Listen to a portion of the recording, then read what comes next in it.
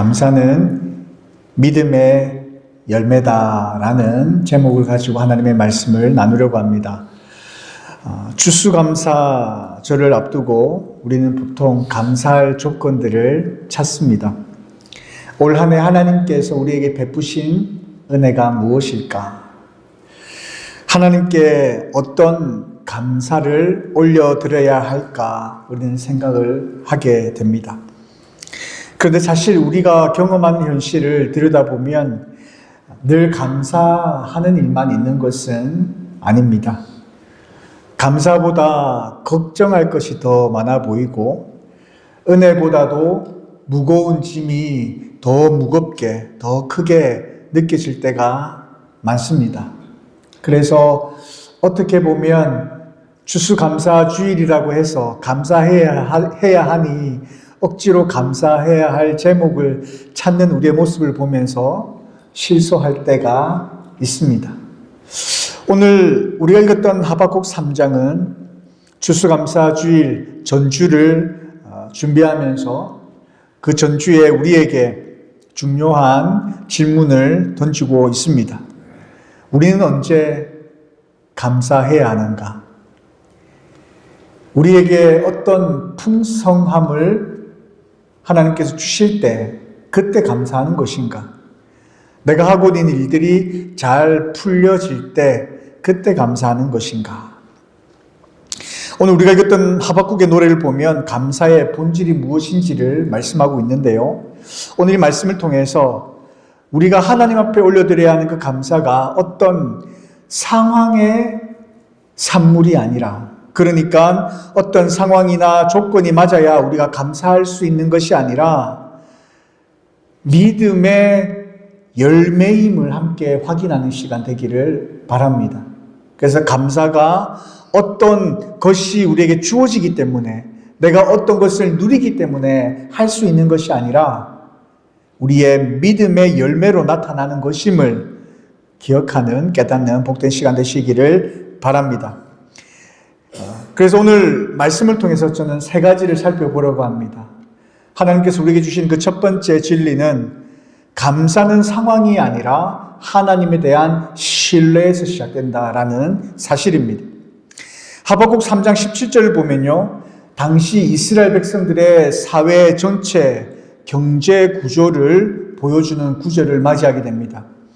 이스라엘은 크게 5가지의 생계를 두고 있었다라고 합니다. 그러니까 이 크게 이 5가지를 통해서 이 인컴이 생겼다라고 하죠. 그 첫 번째가 뭐냐면 무화과 나무입니다. 두 번째는 포도나무이고요. 세 번째는 감람나무입니다. 올리브라고도 하죠. 그리고 네 번째는 밭의 소출입니다. 고식이죠. 그리고 마지막으로 우리의 그리고 외양간에 있는 가축들입니다. 이것들을 통해서 수익을 얻었다라고 합니다. 그런데 이 5가지는, 하박국이 이야기하고 있는 5가지는 이러한 단순한 품목을 나열한 것이 아니었다라는 것을 우리가 알 수가 있어요. 제가 앞서 말씀드렸던 것처럼 이스라엘 백성들이 수익을 얻을 수 있는 크게 5가지 품목이라고 한 것을 지금 하박국은 이야기하고 있다라고 우리는 보게 되는데요. 이것은 바로 그들의 삶의 전체를 나타낸다. 그것을 의미하기 위해서 지금 하박국 선지자는 이야기하고 있다라는 것을 우리가 알게 된다라는 것이죠. 그런데 놀랍게도 이 하박국은 이 모두가 사라졌다라고 이야기하는 거예요. 단순히 무화과 나무가 무성하지 못하고, 포도나무에 열매가 없고, 감람나무에 소출이 없고, 밭에 먹을 것이 없고, 우리에는 양이 없고, 외양간에는 소가 없다라는 어떤 사실들을 이야기하기 위해서 기록한 것이 아니라, 이러한 크게 5가지의 어떤 인컴을 가져다 주는 전체적인 삶 전체를 나타냄을 통해서 어떻게 보면 그들에게 있어서 경제적인 파탄이 주어졌고, 국가적인 붕괴, 개인의 생존 기반이 상실된 그러한 상황이다라는 것을 말씀하고 있다라는 거예요. 단순하게 포도나무에 열매가 없다라는 것을 알리기 위함이 아니라 지금 우리의 삶 속에 우리의 모든 삶의 기반을 이야기할 수 있는 것들이 다 상실되어 있는 상황이다라는 것을 말하고 있는 거예요.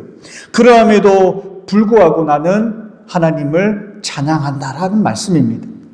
우리의 월급이 끊기고 우리의 사업이 무너지고 우리의 은행의 계좌가 텅 비어 있고 앞으로 살아갈 길이 막막해 보이는 그런 상황이라 할지라도 나는 여호와로 말미암아 즐거워하며 나의 구원의 하나님으로 말미암아 기뻐한다라는 하박국 선지자의 고백이 오늘 우리가 읽었던 본문의 말씀이다라는 것입니다.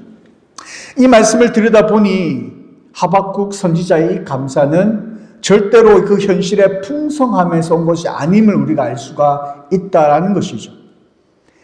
그렇다면 그의 감사는 어디서 온 것인가? 결론으로부터 말씀드리면 하나님에 대한 신뢰에서 오는 것이다라는 것입니다.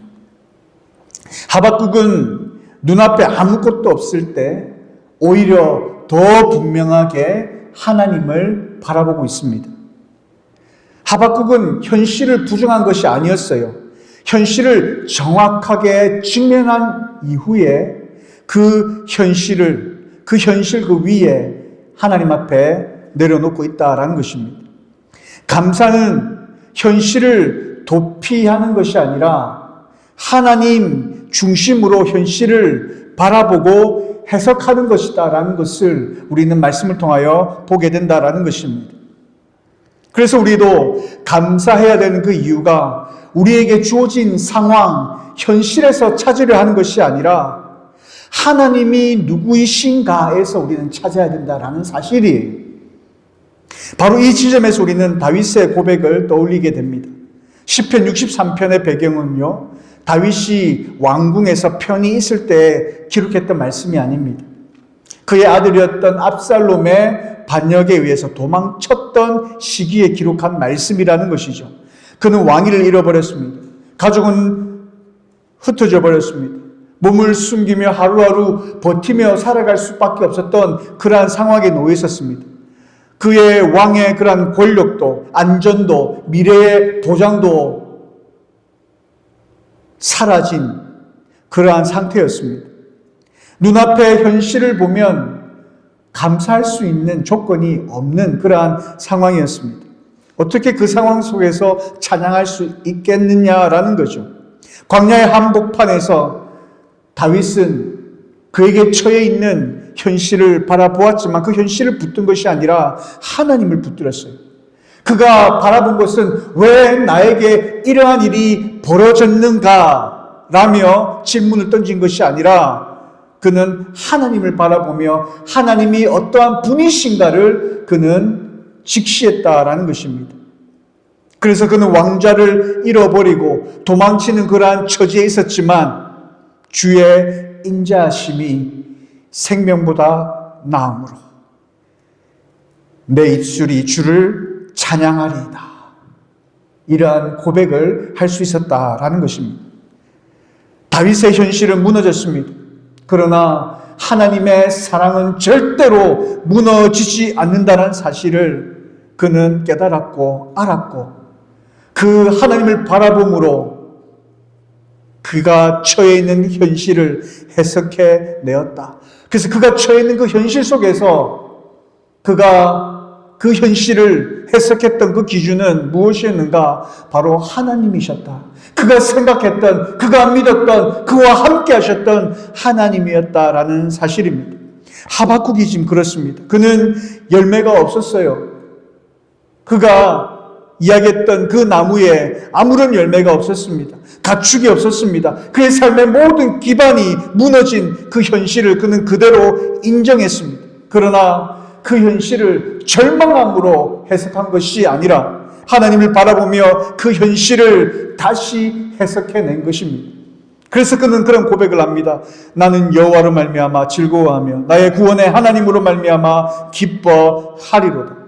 하박국이 붙든 진리는 그가 처해 있었던 현실이나 그런 상황이 아니라 그와 함께 하시는 하나님이셨습니다. 그 하나님을 바라보며 그의 현실을 해석해 내었다라는 거예요. 사랑하는 성도 여러분, 우리도 마찬가지입니다. 여러분, 혹시 여러분 가운데 현실을 바라보면 감사할 것밖에 없는 분이 혹시 계십니까? 우리의 삶에 감사할 이유가 없어 보일 때가 더 많지 않습니까?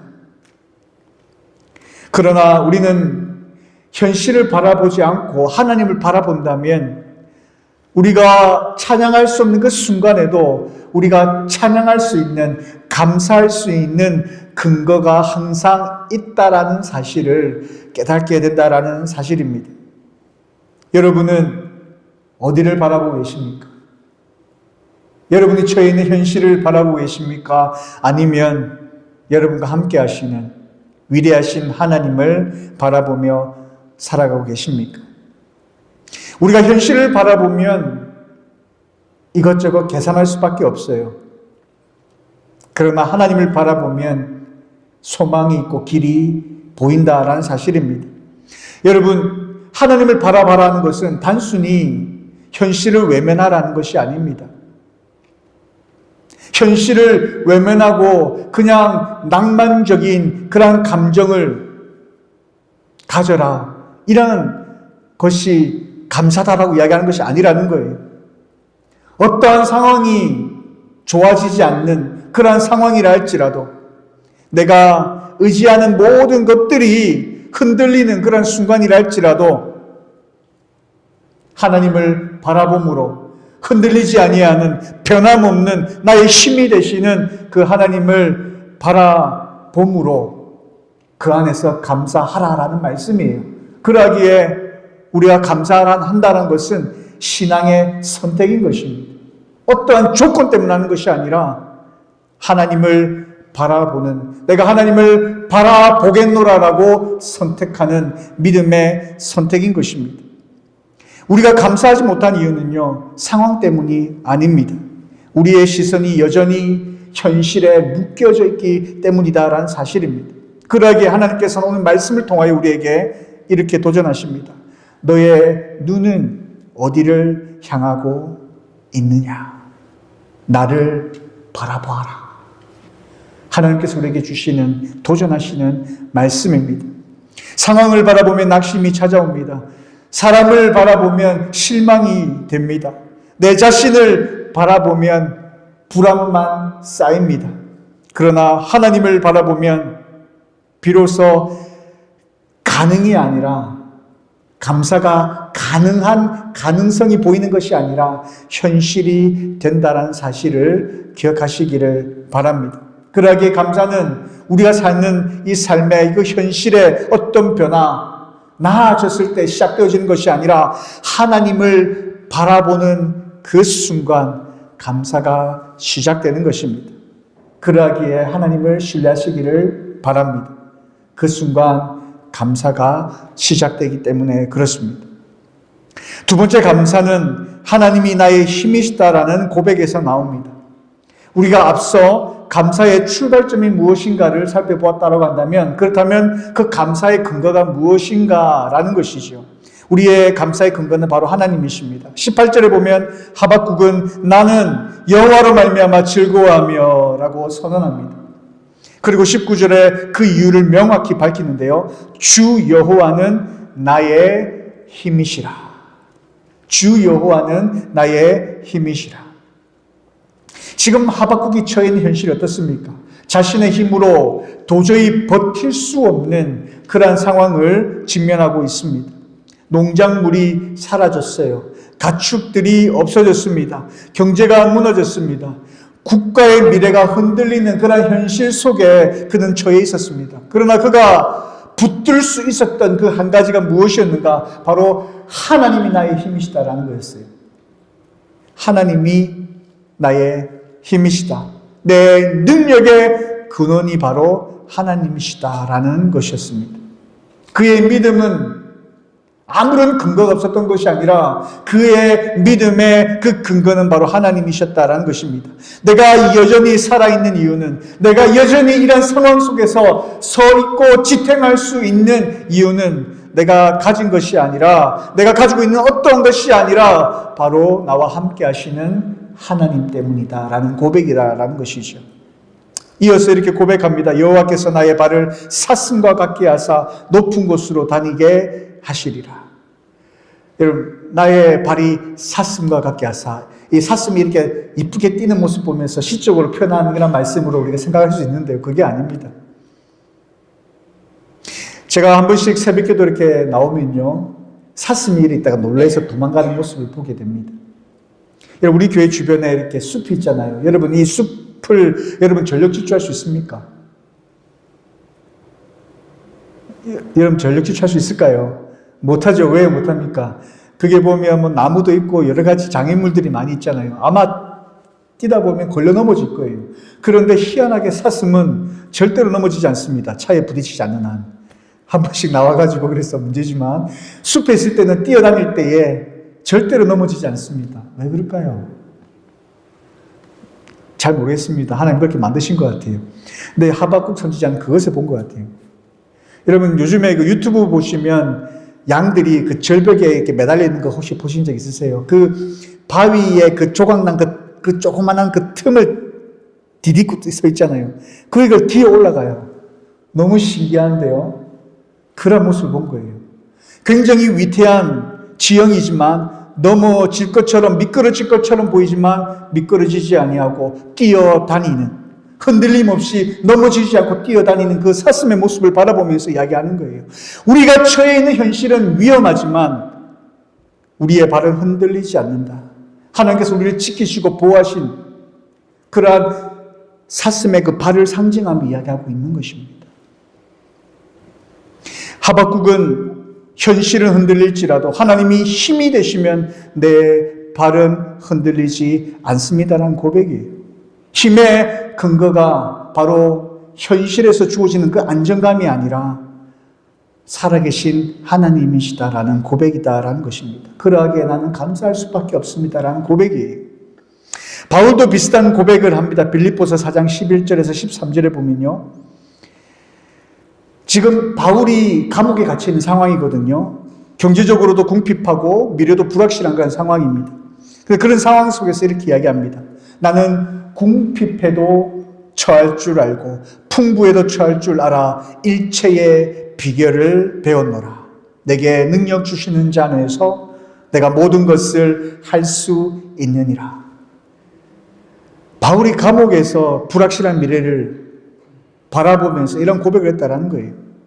그러기에 바울의 감사는 어떤 조건이나 상황, 현실이 아니었습니다. 하나님이 나의 힘이시다라는 믿음에서 흘러나온 것입니다. 하박국이 말한 사슴의 발과 같은 말씀이다라는 것이에요. 현실은 변하지 않습니다. 그러나 하나님께서 힘이 되시기에 나의 믿음의 걸음은 넘어지지 않습니다라는 고백이다라는 것입니다. 결국 감사라는 것은 하나님이 나의 힘이시다라는 고백에서 나오는 것이에요. 여러분 어떠십니까?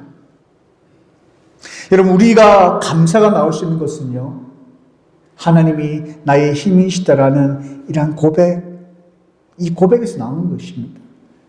추상적인 진리가 아니라 현실의 선택과 현실에서의 나의 태도가 드러날 때 이러한 감사가 시작된다는 거예요. 마치 내가 힘이 빠질 수밖에 없는 그런 순간을 맞이할 때가 있습니다. 그러나 내 힘이 아니라 하나님이 나와 함께 하시기에 나는 능히 할 수 있습니다라는 고백이 되어질 때 내 마음속에 감사가 시작됩니다. 너무 신기하지 않습니까, 여러분?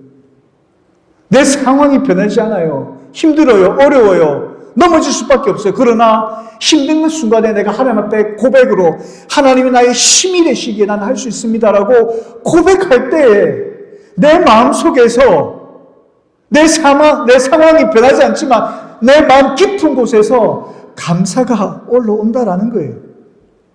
나의 시선이 하나님께로 옮겨질 때에 내 삶의 방향이 바뀌어지는 그 전환점이 되더라라는 것입니다. 그러하기에 여러분의 삶을, 여러분의 하루를 하나님의 힘의 근원으로 다시금 재설정하시기를 바랍니다. 여러분, 이거 1분도 안 걸려요. 하루를 시작하시면서 오늘 하루는 하나님이 나에게 주신 힘으로 살아가겠습니다라고 결단하십시오. 거울을 바라보시면서 여러분에게 선포하십시오. 오늘 하루 하나님을 믿는 그 힘으로 살자. 누구누구야. 자기 이름을 부르면서 내가 오늘 하루 살아낼 수 있는 힘은 바로 하나님으로부터 시작된다. 하나님을 의지하고 하나님을 믿음으로 오늘 하루를 시작하자라고 이렇게 선포해 보시기를 바랍니다. 여러분의 삶, 여러분의 하루가 달라질 줄로 믿습니다. 그리고 여러분이 가지고 있는, 붙들고 있는 가짜 힘을 내려놓으시기를 바랍니다. 우리가 불안할수록 내가 가지고 있는 조그만한 힘, 내가 가지고 있는 조그만한 모아놓은 그 계좌 잔고, 능력, 사람들의 어떤 인정, 이러한 것들을 더 집착할 때가 있어요. 그런데요, 그 집착이 오히려 우리가 하나님으로부터 올려드려야 할 감사를 막는 방해물이 됩니다. 내가 할 수 있을 것, 내가 어떤 믿을 만한 어떤 그 구석이 있다고 한다면 그것이 우리로 하여금 오히려 하나님 앞에 감사할 수 있는 기회를 막는 장애물이 되더라라는 거예요. 우리에게 자꾸 속이는 어떤 영이 있습니다. 여러분이 가지고 있는 건 가짜 힘. 여러분을 지탱하고 여러분을 보호해 줄 수 있을 거라고 착각하게 만드는 그 가짜 힘을 내려놓는 결단이 우리에게 필요하다라는 것입니다. 하나님을 신뢰하십시오. 여러분이 감사할 수 있는 그 근원은 다른 어떤 것에서 오는 것이 아니라 바로 하나님으로부터 온다는 사실을 여러분 믿음으로 하나님을 바라보며 살아가는 저 여러분 삶이 되시기를 바랍니다. 마지막 세 번째 감사는 하나님이 주권적으로 나를 인도하신다는 그러한 믿음의 선언에서 주어집니다. 두 번째 우리가 감사의 근거에 대해서 말씀했다라고 한다면 방향을 이야기하는 것입니다. 19절에 보면 마지막 부분에 하박국은 이렇게 적고 있습니다. 여호와께서 나로 나의 높은 곳으로 다니게 하시리로다. 하박국의 기대는요, 현실의 변화가 아니었습니다. 하나님의 인도하심이었습니다. 하박국은 하나님 앞에 기도하면서 무화과가 다시 열릴 것을 믿습니다라고 기도한 게 아니에요. 가축이 다시 많아질 줄로 믿습니다가 아니었어요, 여러분. 하나님 앞에 그런 결과, 하나님 앞에 어떤 그런 자기가 원하는 어떤 그런 것들을 바라면서 구했던 기도가 아니었습니다. 오히려 하나님이 나를 높은 곳으로 인도하시리라. 하나님이 나의 삶을 이끄실 것이고 하나님의 나의 길을 내실 것입니다라고 그는 고백하고 있다는 사실을 우린 주목해야 합니다. 감사는 하나님의 주권에 대한 나의 신앙의 고백인 거예요. 하나님께서 나와 함께 하십니다. 나의 미래가 불확실해 보이고 내가 처해 있는 현실이 나로 하여금 불안한 마음을 갖게 할지라도 하나님이 나와 함께 하시니 하나님께서 나를 인도하시니 내가 두려움이 없습니다. 라는 믿음의 고백이 우리로 하여금 감사하게 만든다라는 것입니다. 출애굽기 13장 21절에서 22절에 보면요, 이스라엘이 광야로 들어갔습니다. 두렵고 떨리는 상황입니다. 눈앞에 아무것도 보이지 않습니다. 식량도 없습니다. 지도도 없어요.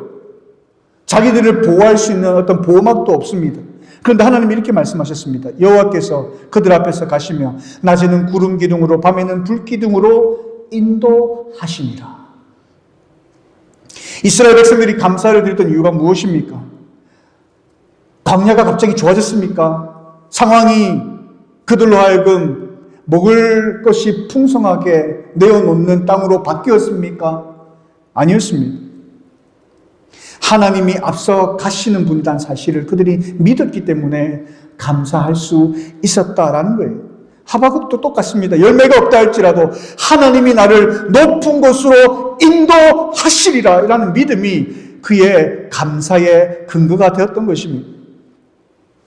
미래가 보이지 아니할 때에도 하나님께서 우리의 삶 앞을 앞서 가신다는 사실을 인정하는 것입니다. 이것이 우리에게 감사의 근거를 만들게 한다는 거예요. 내가 길을 만드는 것이 아니라 하나님이 내 앞서 가시는 분이시다는 사실을 여러분 믿음으로 고백하십시오. 우리가 많이 가지고 있다고 해서 우리의 마음이 안정을 누리는 것이 아닙니다. 오히려 많이 가지면 가질수록 불안합니다. 우리가 가진 것이 없다라고 해서 불안한 것이 아니에요.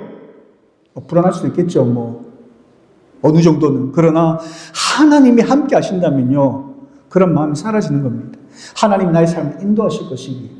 지금 내가 모든 것을 다 잃어버린 그런 상황이라 할지라도 하나님이 나의 삶을 책임져 주시는데 내가 무엇을 두려워하리요? 이것이 우리의 고백이 되어야 되고요. 이것이 우리의 삶의 신앙의 고백이 되면요, 우리의 입술을 통하여 감사가 나온다라는 것입니다. 그러기에 하나님께서 나를 인도하셔서 나를 높은 자리에 세워주실 것이에요.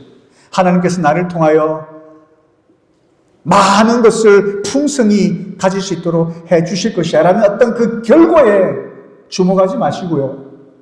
지금 이 순간 하나님 나와 함께 하시기에 내가 기쁨이 충만하고, 지금 이 순간 내 앞에 보이지 않는 그 미래가 있다 할지라도, 지금 내가 당하는 어떠한 어려움이 있다 할지라도, 그럼에도 불구하고 살아계신 하나님이 나와 함께 하셔서 나의 삶의 동행자가 되어주시기에, 나와 함께 하시는 분이시기에, 나의 삶을 인도해 주는 분이시기에, 길이 없어도 길을 만들어 주시는 분이시기에 내가 하나님을 신뢰하며 의지합니다라고 그런 고백을 하시기를 바랍니다. 그때에 비로소 우리에게 감사할 수 있는 조건들이 생겨난다라는 것입니다.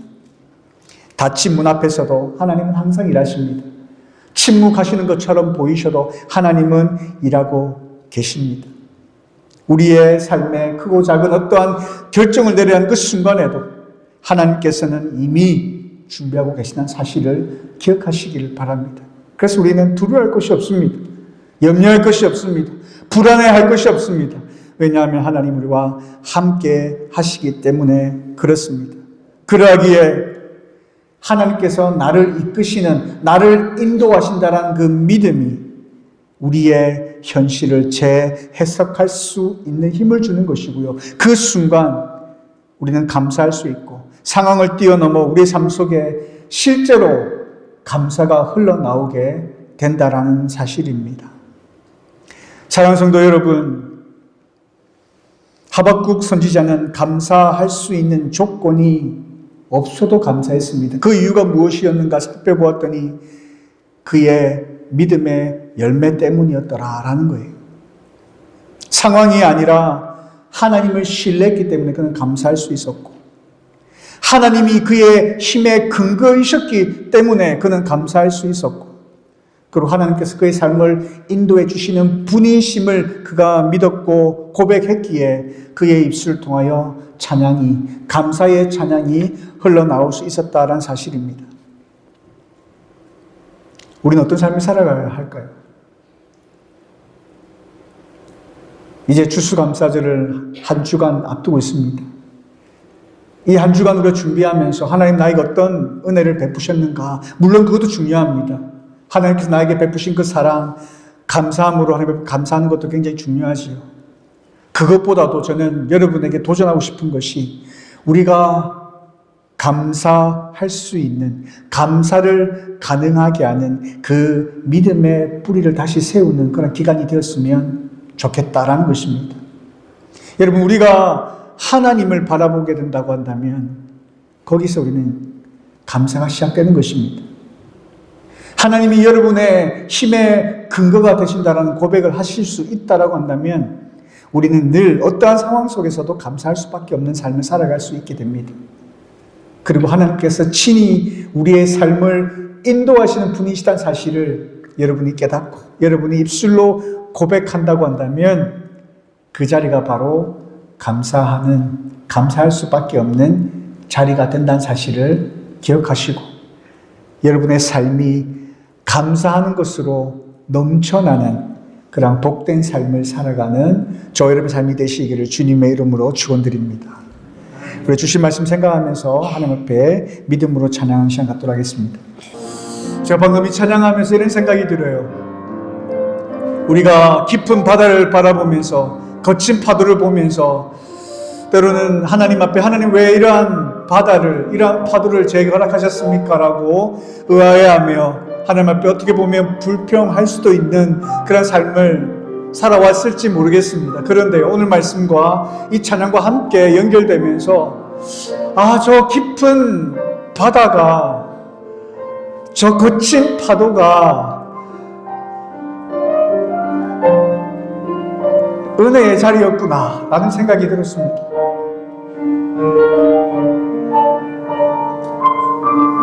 여러분, 하나님을 신뢰하면 그 자리가 우리가 하나님 앞에 감사할 수 있는 그 출발점이 된다라고 했습니다. 전환점이 된다라고 했습니다. 하나님이 여러분의 힘의 근거가 되신다고 한다면 어떠한 상황이라 할지라도 헤쳐나갈 수 있는, 하나님 앞에 감사할 수밖에 없는, 감사하지 아니하고서는 견딜 수 없는 그 자리가 된다라고 말씀해 주셨습니다. 그리고 하나님이 우리와 함께 하시고 우리와 인도하시기에 그 자리가 하나님께서 역사하시는 그 현장이 된다라고 말씀하십니다. 우리가 바라보는 저 깊은 바다와 거친 파도가 우리를 불안하게 하고 우리를 염려하게 할 수 있는 것일지 모르겠지만, 우리가 우리의 시각을 하나님께로 돌린다고 한다면 그 자리가 하나님께서 일하시는 자리가 되고, 그 깊은 바다가, 그 거친 파도가 단단한 반석이 되는, 길을 여시는, 하나님께서 일하시는 그러한 은혜의 자리가 될 줄로 믿습니다. 여러분, 삶 가운데 혹시나 어려운 그러한 시간을, 긴 터널과도 같은 그 어려운 환경을 걸어가고 계신 분은 있지 않습니까? 여러 가지 상황, 형편, 경제적인, 그리고 어떤 건강의 문제, 어떤 사람들과 관계 속에서 올 수 있는 여러 가지 그런 문제들, 우리가 생각지 못하는 다양한 어떤 문제들이 여러분을 힘들게 하고 있지는 않습니까? 불안해하고 있지는 않습니까? 여러분 아이고 염려하게끔 하고 있지는 않습니까? 여러분, 믿음으로 고백하시길 바랍니다. 그 자리가 하나님께서 일하시는 자리입니다. 그 자리가 여러분을 위해서 하나님께서 열심을 다하여 길을 내고 있는 자리임을 믿음으로 고백하시길 바랍니다. 이러한 고백이 있을 때에 그 자리가 여러분의 감사의 근거가 되는 자리가 될 것입니다. 이 시간 우리가 하나님 앞에 기도하며 나아가실 때에 우리의 힘이 되신 하나님을 바라봅니다. 하나님을 바라보며 나의 힘의 근거가 되신 하나님을 의지하며 이 시간도 나와 함께 하시는 하나님의 인도하심을 바라보며 힘을 내겠습니다. 그 가운데 하나님께서 일하시는 그 현장 가운데 함께 하겠습니다. 하나님을 바라보며 하나님 앞에 감사하며 오늘 하루도 살아내겠습니다라고 하나님 앞에 고백하며 나가는 이 자리가 되었으면 좋겠습니다. 함께 기도하겠습니다. 참 좋으신 나의 아버지 하나님, 하나님의 은혜를 진심으로 감사를 드립니다. 하나님, 우리는 이해할 수 없는 자리였고 하나님 앞에 하나님 왜 이런 일을 우리는 겪을 수밖에 없습니까? 라며 하나님 앞에 원망할 수밖에 없는 그러한 자리였음에도 불구하고 오늘 말씀이 우리의 시각을 바꾸어 놓음을 바라봅니다. 오늘 말씀을 통하여 하나님을 바라보게 합니다. 오늘 말씀을 통하여 하나님은 나의 힘의 근거임을 깨닫게 하십니다. 나와 함께 하시는, 나의 삶을 인도하시는 하나님을 다시 한 번 더 의지하며 바라보게 합니다. 하나님, 이 말씀을 깨닫고 하나님을 바라보니 지난날 아니면 지금 우리가 경험하고 있을지도 모르는 그 깊은 바다와 거친 파도가 이제는 하나님께서 길을 만드시는, 일하시는 그 은혜의 자리였음을 깨닫게 하심을 감사합니다. 아버지 하나님, 우리에게 주어진 현실을 바라보며 하나님 힘들어하는, 걱정하는, 염려하는, 불안해하는 어리석은 삶이 아니라 나에게 주어진 은혜의 자리임을 깨닫고 나와 함께 하시는 하나님을 바라보며 일하시는 하나님을 바라보며 나의 힘의 근원이 하나님께로부터 옵니다라고 고백하며 나와 함께 하시는 하나님, 나의 삶을 인도하여 주시고 내 앞서 이미 싸워주시는, 일하여 주시는 그 하나님을 바라보며 힘을 내어 나아갑니다. 하나님께서 길을 내어주시는 그 길을 믿음으로 걸어갑니다라고 고백하며 감사하는 저희들의 삶이 되게 하여 주시옵기를 간절히 원하고 소원합니다. 하나님, 1년간의 삶을 되돌아보며 우리에게 베푸신 하나님의 은혜를 그 순간에 깨닫지 못하였지만 시간이 지나여 되돌아보니 하나님의 은혜였습니다라고 고백합니다. 하나님, 이러한 어리석음을 다시는 범치 아니하도록 지금 우리에게 주어진 삶의 현장 속에서도 감사하며 살아가는 주의 거룩한 백성 되게 하여 주시옵소서. 나와 함께 하시는 하나님을 바라보며 믿음으로 고백하며 나가는 저들의 삶이 되게 하여 주시옵소서. 나의 힘이 되신 여호와여, 내가 주를 찬양합니다라고 고백했다. 주의 거룩한 백성들처럼 하나님, 우리의 삶의 고백이 이러한 고백 되게 하여 주옵소서. 비록 나의 삶이 보이지 아니하고 힘들고 어렵고 외롭고 불안한 염려 가득한 삶을 살아갈지라도 나의 힘이 되신 여호와여, 내가 주를 찬양합니다. 나의 반석이며 나의 피할 바위이시며 나의 산성 되신 여호와여, 내가 주를 찬양합니다라고 고백하는 저희들의 삶이 되게 하여 주옵소서. 하나님, 우리에게 주어진 이 감사의 날, 감사절기를 우리가 준비하며 우리가 맞이하며 하나님 앞에 감사로 나아가는 저들의 삶이 되어지길 원하오니, 하나님, 그 어떠한 것도 우리에게 더 이상 우리로 하여금 넘어뜨리는 것이 아니라 하나님 앞에서 다시금 내리고 일어설 수 있는 은혜의 자리가 되게 하시며, 하나님, 우리나라에 즐거워하며 기뻐하며 감격하며 하나님과 함께 더불어 찬양하는 그 감사의 자리가 될 수 있도록 우리의 삶을 인도하여 주시옵소서. 참 좋으신 나의 아버지 하나님, 하나님의 은혜를 진심으로 감사를 드립니다. 우리의 연약하고 우리의 부족함을 하나님 앞에 고백합니다. 하나님, 우리의 마음이 어리석었고 우리의 믿음이 부족했음을 고백합니다. 하나님, 오늘 하나님께서 하박국 선지자를 통하여 주신 이 말씀 붙들고 우리가 살아갈 때에 우리가 하나님을 신뢰하며 또 우리의 힘의 그 근거가 하나님이심을 우리가 믿음으로 고백함으로, 그리고 우리의 삶을 이끄시고 인도하시는 이가 하나님이심을 믿음으로 고백하며 살아가는 저희들의 삶이 되도록 인도하여 주시옵고, 어떠한 상황과 형편 속에서도 흔들리는 것이 아니라 오히려 더 힘을 내어 그 자리가 은혜의 자리임을 믿음으로 선포하며 감사하는 주의 거룩한 자녀들 될 수 있도록 함께하여 주시옵소서. 우리의 앞으로의 삶은 하나님께서 베푸신 그 은혜의 자리에 감사하며 살아가는 복된 삶을 살겠습니다. 우리에게 그러한 은혜로 인도하여 주시옵고, 날마다 우리 입술에는 감사로 넘쳐나도록 늘 함께하여 주시옵소서. 감사드리며 살아계신 예수님의 이름으로 기도드리옵나이다. 아멘.